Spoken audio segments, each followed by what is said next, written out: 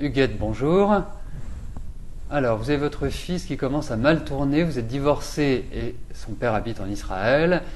Vous comptez l'envoyer là-bas pour 3 mois, mais vous avez peur qu'il ne revienne pas, que son père veuille le garder. Va-t-il revenir? Car je suis dans l'angoisse. Merci pour votre aide.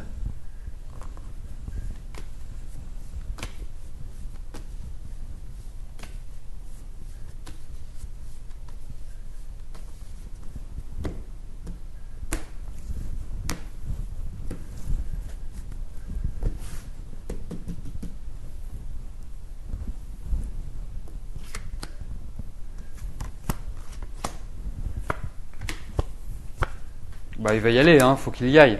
C'est important. Faut qu'il y aille. C'est clairement indiqué. On voit des voyages, on voit l'étranger. C'est sûr que c'est un enfant dont je n'ai pas le prénom, mais n'hésitez pas à mettre le prénom de vos enfants. C'est toujours plus sympathique de les nommer. Mais c'est vrai que pour moi, c'est nécessaire. Ensuite, aujourd'hui, on ne m'indique pas un non-retour, une difficulté ou quelque chose de cette nature-là. Ce qu'il faut voir, c'est que peut-être votre fils, plutôt que de l'envoyer en Israël, mettez-le dans un internat ou mettez-le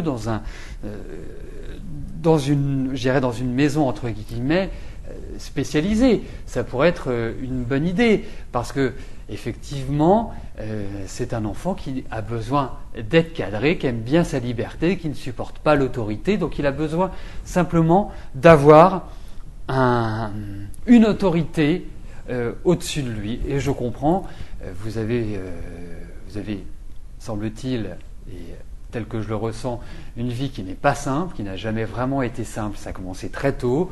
Donc, pour moi, c'est vrai qu'il faut vous préserver. Il est dans une phase, bien sûr, il a 15 ans, donc c'est la phase d'adolescence, c'est quand même la phase la plus difficile pour les parents et pour les enfants aussi.